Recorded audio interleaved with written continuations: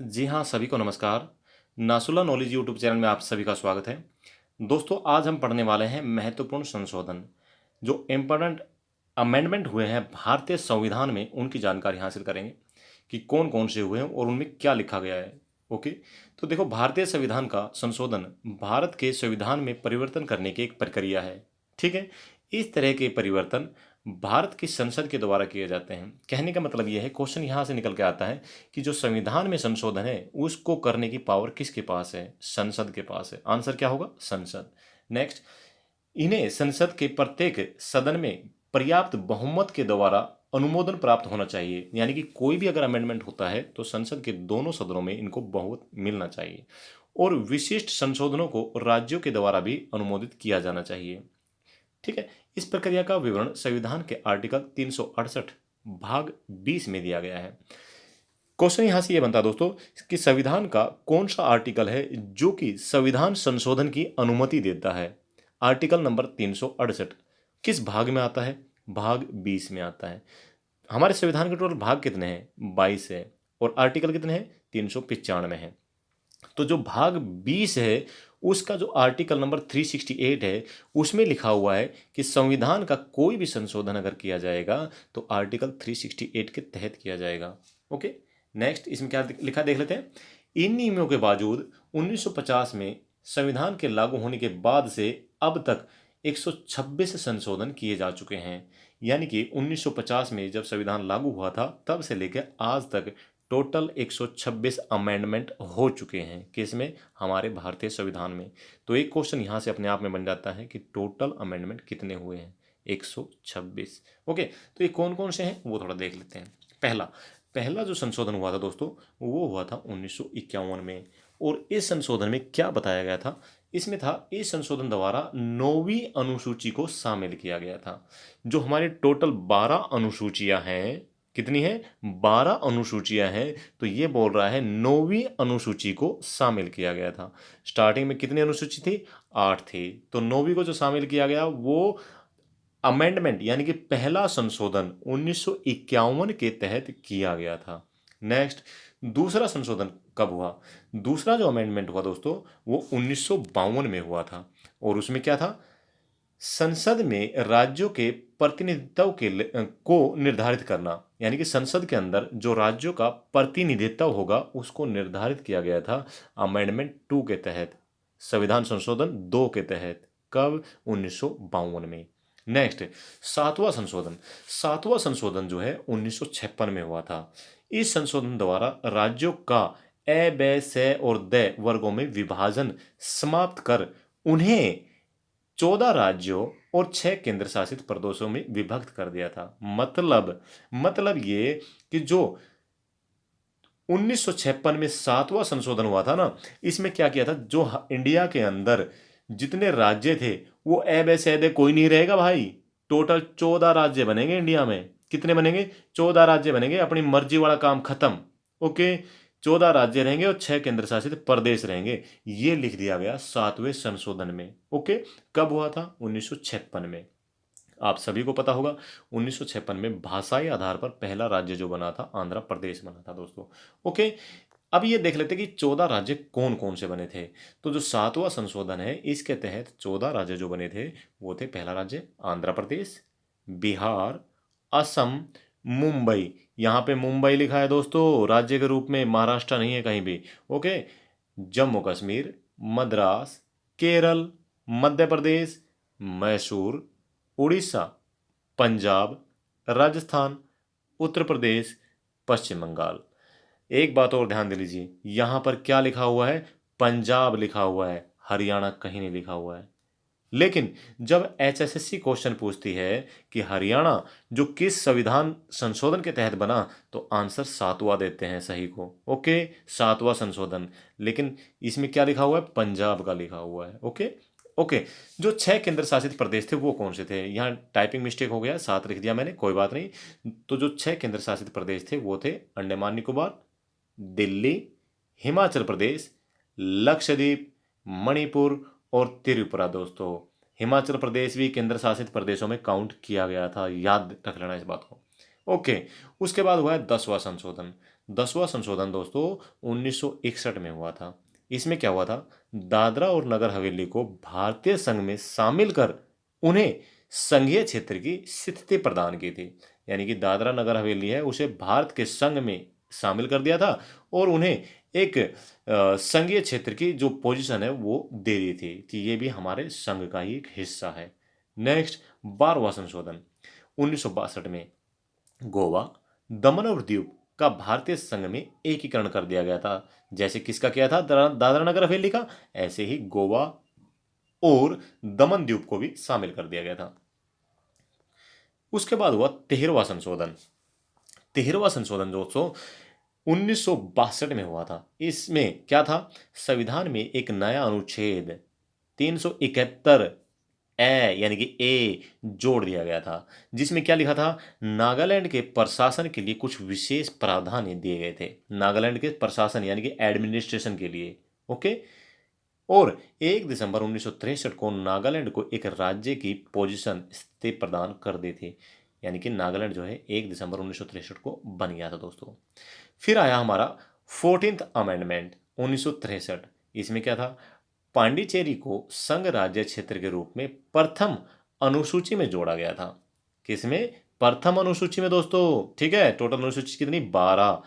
तथा इन संघ राज्य क्षेत्रों जैसे हिमाचल प्रदेश, गोवा, दमन दीव, पांडिचेरी, मणिपुर में विधानसभाओं की स्थापना की व्यवस्था कर दी थी।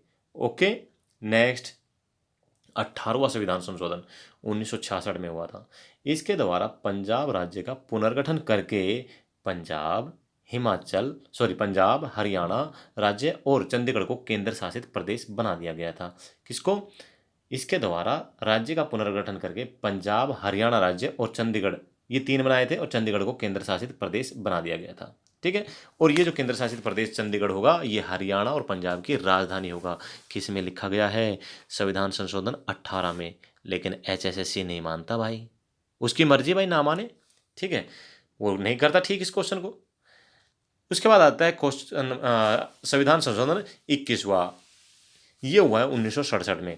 इसमें क्या था, 8वीं अनुसूची में सिंधी भाषा को जोड़ दिया गया था। ठीक है, 8वीं अनुसूची जो थी ना, उसमें जो सिंधी भाषा है उसको ऐड कर दिया गया था। फिर आया 22वां संशोधन 1968 में। संसद को मेघालय को एक स्वतंत्र राज्य के रूप में स्थापित करने तथा उसके लिए विधानमंडल और मंत्रिपरिषद का उपबंध करने की शक्ति प्रदान की गई थी। यानी कि जो पावर्स है ना, वो संसद को दे दी गई थी कि भाई जो आप लोग मेघालय को एक स्वतंत्र राज्य के रूप में स्थापित कीजिए और उसके लिए विधानमंडल यानी कि उसकी विधानसभा और मंत्रिपरिषद का जो उपबंध यानी कि उनकी कार्रवाई की जाएगी, उनको बनाया जाएगा। और ये पावर किसको दी गई, संसद को। ओके। नेक्स्ट आता है हमारा 24वां संशोधन 1971 में। महत्वपूर्ण दोस्तों, गोलकनाथ के मामले में सुप्रीम कोर्ट के दिए फैसले की वजह से पैदा जो हुई थी परिस्थितियां, उनके संदर्भ में यह संशोधन पारित किया गया था। ठीक है, गोलकनाथ ने कोई याचिका डाली थी भाई, उसके संदर्भ में ही ये जो 24वां संशोधन है ना, ये किया गया था। इसमें क्या था, तदनुसार इस अधिनियम के मौलिक अधिकारों समेत संविधान में संशोधन करने के संसद की शक्ति के संदर्भ में सभी संदेहों को दूर करने के लिए अनुच्छेद 13 और अनुच्छेद 368 इन दोनों में संशोधन कर दिया भाई। किसने करवाया ये, गोलकनाथ ने। उसने एक याचिका डाली थी सुप्रीम कोर्ट में और उसी के बेस पे ही जो अनुच्छेद 13 है और अनुच्छेद 368 है, इनमें भी अमेंडमेंट करने पड़ गए थे। ओके। ऐसा लोकतंत्र के विभिन्न स्तंभों के बीच सरकार की सर्वोच्चता स्थापित करने के लिए किया गया था कि भाई सरकार ही सर्वोच्च है, ऐसा स्थापित करने के लिए किया गया था। ओके। नेक्स्ट, संसद को मौलिक अधिकारों सहित संविधान के किसी भी भाग में संशोधन का अधिकार दे दिया। भाई अभी संसद के पास अधिकार था कि वो चाहे मौलिक अधिकार में संशोधन करे या संविधान के किसी भी आर्टिकल में संशोधन कर दे। ये पावर किसके पास है, ये पावर है भाई संसद के पास। कौन सा अमेंडमेंट था, 24वां। कब का था, 1971 का। ओके। नेक्स्ट, संविधान संशोधन 27वां। इस भाई ये हुआ था 1971 में। उत्तरी पूर्वी क्षेत्र के 5 राज्यों, कौन से, असम, नागालैंड, मेघालय, मणिपुर और त्रिपुरा, तथा 2 संघीय क्षेत्रों, कौन कौन से, मिजोरम और अरुणाचल प्रदेश का गठन किया गया था। ठीक है दोस्तों, 1971 में। अभी आ जाता है अमेंडमेंट 1974 का कौन सा 31वां संशोधन। लोकसभा की अधिकतम सदस्य संख्या 545 निर्धारित की गई थी। बहुत ही जरूरी, वेरी वेरी इंपॉर्टेंट, कि किस अमेंडमेंट के तहत लोकसभा के सदस्यों की संख्या 545 निर्धारित की गई, और इनमें से 543 निर्वाचित होंगे और 2 राष्ट्रपति द्वारा मनोनीत किए जाएंगे। ऐसा किस अमेंडमेंट में लिखा था? 31वां अमेंडमेंट। ओके, फिर आ जाता है 36वां। 1975 में सिक्किम को भारतीय संघ में 22वें राज्य के रूप में प्रवेश दे दिया गया। ओके, ऐसा है, सिक्किम जो है ना वो भारत का हिस्सा नहीं था, वो अलग ही था, लेकिन उसने देखा कि चाइना भाई कभी भी तेरे को हड़प सकता है, वो चुपचाप आके भारत में मिल गया कि मुझे भी शामिल कर लो भाई इंडिया में, मैं भी इंडिया बनना चाहता हूँ। वो बोले ठीक है, ओके शामिल हो जाइए, आपको 22वें जिले के रूप में हम अपना एक, सॉरी 22वें राज्य के रूप में हम अपना एक राज्य बना देते हैं। और ये अमेंडमेंट था 36वां अमेंडमेंट 1975 का। नेक्स्ट 37वां अमेंडमेंट 1975 का। अरुणाचल प्रदेश में व्यवस्थापिका तथा मंत्री परिषद की स्थापना की गई थी। फिर आ जाता है वेरी वेरी इंपॉर्टेंट 42वां अमेंडमेंट 1976, जिसे भारत का मिनी संविधान भी कहा जाता है दोस्तों। इसमें क्या था? यह संविधान संशोधन प्रधानमंत्री इंदिरा गांधी के समय स्वर्ण सिंह आयोग की सिफारिश के आधार पर किया गया था। क्वेश्चन यहाँ पे पूछा गया है क्या, कि भाई 42वां जो संशोधन हुआ था वो किस आयोग की सिफारिश पर हुआ था? स्वर्ण सिंह कमेटी की सिफारिश पर पूछा गया क्वेश्चन है दोस्तों। ठीक है, यह अभी तक का सबसे बड़ा संविधान संशोधन था। भाई इससे पहले तो छोटे छोटे अमेंडमेंट हुए थे, लेकिन ये सबसे बड़ा संशोधन था। ठीक है, क्योंकि इसमें बहुत सारी चीजें ऐड कर दी गई थी, इसी वजह से इसे मिनी कॉन्स्टिट्यूशन ऑफ इंडिया कहा गया है। किसको? 42वें संविधान संशोधन को। क्या क्या थे इसमें? 4-5 पॉइंट देख लेते हैं। पहला, संविधान की प्रस्तावना में पंथ निरपेक्ष, समाजवादी और अखंडता 2 शब्दों को जोड़ा गया था। कौन कौन से? समाजवादी और अखंडता 2 शब्दों को जोड़ दिया गया संविधान की प्रस्तावना में। दूसरा, मौलिक कर्तव्यों को संविधान में शामिल कर दिया गया। भाई जो हमारे 11 मौलिक कर्तव्य हैं इंडियंस के, ऑल सिटीजन्स के, उनको भी शामिल कर दिया गया किसमें? संविधान के अंदर। ओके नेक्स्ट, शिक्षा, वन और वन्य जीव, राज्य सूची के विषयों को समवर्ती सूची में शामिल कर दिया गया। कौन से अमेंडमेंट के तहत? 42वां संविधान संशोधन 1976। फिर क्या था? अगला पॉइंट था लोकसभा और विधानसभा के कार्यकाल को बढ़ाकर 5 से 6 साल कर दिया गया। भाई जो लोकसभा है ना और जो विधानसभा है राज्यों की, इनका जो कार्यकाल है 5 से 6 साल बढ़ा दिया। किस अमेंडमेंट के तहत? 42वां संशोधन 1976 के तहत। ठीक है, लेकिन अगले ही अमेंडमेंट में इसको फिर खत्म भी किया जाएगा 44वें में। ठीक है, ओके। अगला पॉइंट क्या था?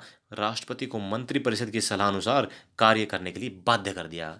भाई राष्ट्रपति जो है ना वो कार्य करेगा मंत्रिपरिषद की सलाह के अनुसार, बस वो नाम मंत्र का हो गया बेचारा। ठीक है, साइन मारने के लिए एक मशीन बना दिया। किस अमेंडमेंट के तहत? 42वां संविधान संशोधन 1976। ओके, अगला पॉइंट क्या है? संसद द्वारा किए गए संविधान संशोधन को न्यायालय में चुनौती देने से वर्जित कर दिया गया। यानी कि संसद अगर कोई अमेंडमेंट कर देगी तो उसे हम चैलेंज नहीं कर सकते। किसमें? किसी भी कोर्ट में, चाहे वो हाई कोर्ट हो चाहे वो सुप्रीम कोर्ट हो, नहीं कर सकते। ऐसा किस अमेंडमेंट में लिखा? 1976 का 42वां अमेंडमेंट। ओके, ठीक है दोस्तों, अभी चलते हैं 44वां संविधान संशोधन 1978। वेरी इंपॉर्टेंट ये भी। संपत्ति के अधिकार को मौलिक अधिकारों की सूची से हटा दिया, निकल भाई बाहर। संपत्ति का जो अधिकार था उसे निकाल दिया गया आर्टिकल 31 को। ठीक है, ओके। लोकसभा और विधानसभा का कार्यकाल पुनः घटाकर 5 वर्ष कर दिया। भाई लोकसभा और जो विधानसभा है ना उनका कार्यकाल फिर हटा दिया। भाई 6 वर्ष नहीं, 5 ही वर्ष रहेगा दोस्तों। ओके नेक्स्ट, राष्ट्रीय आपात की घोषणा आंतरिक अशांति के आधार पर नहीं बल्कि सशस्त्र विद्रोह के कारण की जा सकती है, ऐसा लिखा गया 44वें संशोधन में। मतलब समझाते हैं अब आपको। भाई राष्ट्रीय आपात जो घोषित किया जाएगा वो आंतरिक अशांति के कारण नहीं होगा बल्कि सशस्त्र विद्रोह के कारण होगा। यानी कि अगर सेना विद्रोह करती है ना तो ही आपातकाल लागू होगा, अंदर अंदरूनी आपातकाल देश का। लेकिन जो आंतरिक अशांति हो जाती है ना, जब पब्लिक गदर करती है, उसकी वजह से आपातकाल लागू नहीं होगा। किसमें लिखा? 44वां संशोधन। कब? 1978। और क्या था? राष्ट्रपति को यह अधिकार दे दिया गया कि वह मंत्रिमंडल की सलाह को एक बार पुनः विचार के लिए वापस कर सकता है, लेकिन दूसरी बार वापस नहीं कर सकता भाई। दूसरी बार तो उसे साइन करने ही पड़ेंगे। ठीक है, राष्ट्रपति के पास में कोई जाता है विधेयक भाई साइन होने के लिए, लेकिन वो चाहे तो उसको वापस कर सकता है एक बार, भाई देख लो यार, चेक कर लो मेरे भाई अगर कुछ अमेंडमेंट करना हो। लेकिन अगर मंत्रिपरिषद से वो दोबारा पहुंच जाता है, नहीं श्रीमान ठीक है इस पे साइन कीजिए आप, तो उसको साइन करना पड़ेगा। किसको? राष्ट्रपति को। ओके। 45वां अमेंडमेंट 1974, इसके द्वारा सिक्किम को भारतीय संघ में सह राज्य का दर्जा दे दिया गया। सह राज्य। ओके। 52वां संविधान संशोधन 1985, यह संशोधन द्वारा संविधान में 10वीं अनुसूची को जोड़ा गया है। देखो यहां 10वीं जोड़ी गई है, और 1952 में जो दूसरा जो संशोधन हुआ था उसमें 9वीं को जोड़ा गया था, और 10वीं को कब जोड़ दिया गया? 52वें संविधान संशोधन में। ओके। 53वां, केंद्र शासित प्रदेश मिजोरम को राज्य का दर्जा मिल गया। भाई मिजोरम जो है ना उसको राज्य का दर्जा मिल गया, संविधान संशोधन 1986 का 53वां। नेक्स्ट 55वां अमेंडमेंट 1986, अरुणाचल प्रदेश को भारतीय संघ के अंतर्गत राज्य का दर्जा मिल गया। इसको भी मिल गया भाई राज्य का दर्जा, अरुणाचल प्रदेश भी राज्य बन गया। नेक्स्ट 56वां संशोधन 1987, इसमें क्या हुआ? इसमें गोवा को पूर्ण राज्य का दर्जा देने तथा दमन द्वीप को नया संघीय क्षेत्र बनाने की व्यवस्था कर दी गई। भाई दमन द्वीप को नया केंद्र शासित प्रदेश बना दिया गया, और गोवा को पूर्ण राज्य का दर्जा मिल गया। 1987 में गोवा बना था भैया, 1961 में ये फ्री हो गया था। ठीक है, छुड़ा लिया था इसे इंडिया वालों ने पुर्तगालियों से। ओके। 61वां संविधान संशोधन 1989, मताधिकार के लिए न्यूनतम आवश्यक आयु 21 वर्ष से घटाकर 18 वर्ष कर दी गई। अभी ग्राम सचिव एग्जाम में भी पूछा था, क्या था कि भाई जो वोट देने की आयु 21 वर्ष से घटाकर 18 वर्ष किस अमेंडमेंट के तहत की गई? 61वां अमेंडमेंट 1989। ठीक है। नेक्स्ट 65वां संशोधन 1990, अनुसूचित जाति और जनजाति आयोग के गठन की व्यवस्था कर दी गई। फिर 69वां संशोधन 1991, वेरी वेरी इंपॉर्टेंट। ठीक है, इसमें क्या हुआ? इस संशोधन द्वारा दिल्ली को राष्ट्रीय राजधानी क्षेत्र यानी कि नेशनल कैपिटल रीजन एनसीआर का दर्जा दे दिया गया। दोस्तों एक बात मैं आपको बताना चाहता हूँ, 1911 में घोषणा की थी कि भाई कलकत्ता से राजधानी बनाई जाएगी दिल्ली। 1912 में दिल्ली को राजधानी बना दिया गया, लेकिन दिल्ली को इंडिया की राष्ट्रीय राजधानी क्षेत्र के रूप में कब मान्यता मिली? 1991 में। ठीक है। नेक्स्ट 71वां अमेंडमेंट 1992, कोंकणी, मणिपुरी, नेपाली भाषा को 8वीं अनुसूची में शामिल कर दिया गया। 73वां बहुत ही जरूरी 1992 का, इसमें क्या हुआ था? 73वां संविधान संशोधन अधिनियम ने संविधान के भाग 9 और अनुसूची 11 को शामिल किया तथा ग्रामीण स्थानीय प्रशासन यानी कि पंचायती राज की व्यवस्था की गई। पता नहीं कितनी बार पूछा गया दोस्तों। नेक्स्ट 74वां संविधान संशोधन 1992, इसमें क्या हुआ था? 74वां संविधान संशोधन अधिनियम में संविधान में भाग 9A और अनुसूची 12 को शामिल किया और शहरी स्थानीय प्रशासन की व्यवस्था की यानी कि नगर पालिकाओं की व्यवस्था कर दी। ठीक है। नेक्स्ट 86वां अमेंडमेंट 2002, यह एक नए अनुच्छेद 21A को शामिल किया गया। ठीक है, जिसमें राज्य कानून द्वारा निर्धारित तरीके से 6 से 14 वर्ष के सभी बच्चों के लिए मुफ्त और अनिवार्य शिक्षा प्रदान करेगा।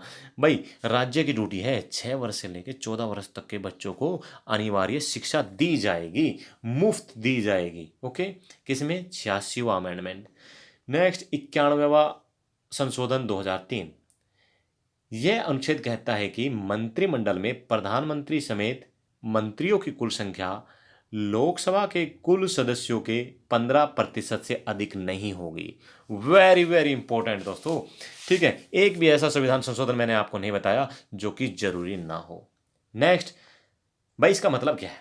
इसका मतलब यह है कि जो मंत्रिपरिषद जो टोटल एमपीज जो चुन के जाते हैं ना, उनका जो 15% बनता है उससे ज्यादा मंत्री नहीं बन सकते। सिंपल, मंत्री का जो प्रभार है, कार्यभार है, इससे ज़्यादा लोगों को नहीं दिया जा सकता। जैसे हम हरियाणा की बात कर लेते हैं, हरियाणा में टोटल कितनी विधानसभा की सीटें?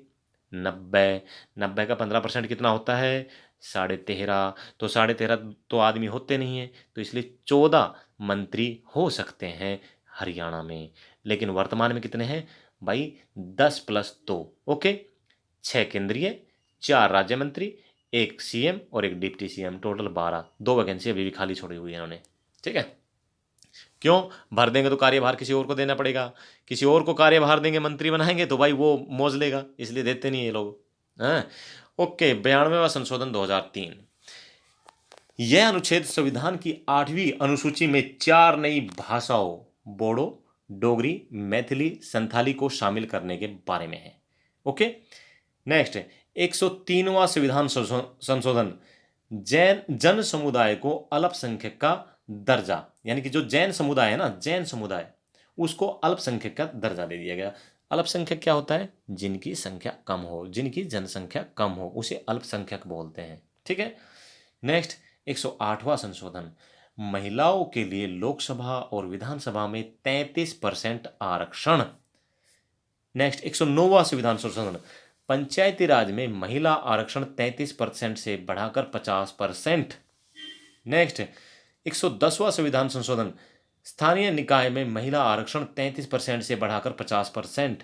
नेक्स्ट 114वां संविधान संशोधन उच्च न्यायालय के न्यायाधीशों की आयु 62 से 65 वर्ष। ये सारे के सारे जरूरी है दोस्तों, जल्दी जल्दी निकल रहे हैं इसका मतलब नहीं है जरूरी नहीं है, बहुत ही जरूरी है। ठीक है, यही गांठ फंसाएंगे हमारी। नेक्स्ट 115वां संविधान संशोधन GST goods and service tax 2017 का, इसे 115वां संविधान संशोधन किया गया था। नेक्स्ट है 170वां संविधान संशोधन एससी तथा एसटी को सरकारी सेवा में पदोन्नति आरक्षण दे दिया। भाई पदोन्नति के लिए भी आरक्षण मिल गया एससी एसटी को।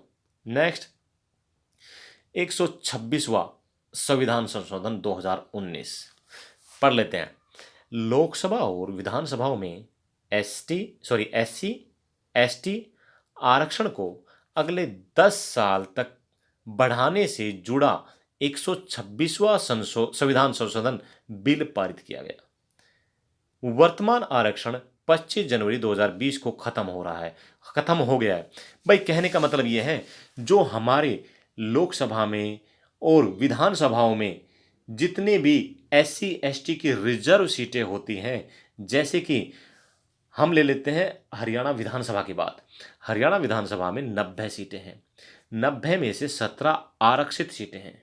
ऐसे ही हरियाणा में लोकसभा की 10 सीटें हैं, 10 में से 2 आरक्षित सीटें हैं एससी और एसटी के लिए। तो ये बताया गया 126वें संशोधन में कि भाई ये जो आरक्षित सीटें हैं ना, इनका जो कार्यकाल है आरक्षण का वो 25 जनवरी 2020 को खत्म हो गया है, लेकिन इसको अगले 10 साल तक के लिए और बढ़ा देते हैं कि भाई हरियाणा में 90 में से 17 सीटें आरक्षित रहेगी 2030 तक। हरियाणा में लोकसभा की जो 2 सीटें अंबाला और सिरसा आरक्षित है 10 में से, उन 2 को आरक्षित रखा जाएगा 2030 तक।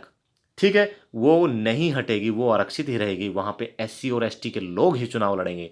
ठीक है, तो ऐसे में 126वें संविधान संशोधन के जरिए 10 साल के लिए और बढ़ाने का प्रस्ताव इसमें डाला गया है।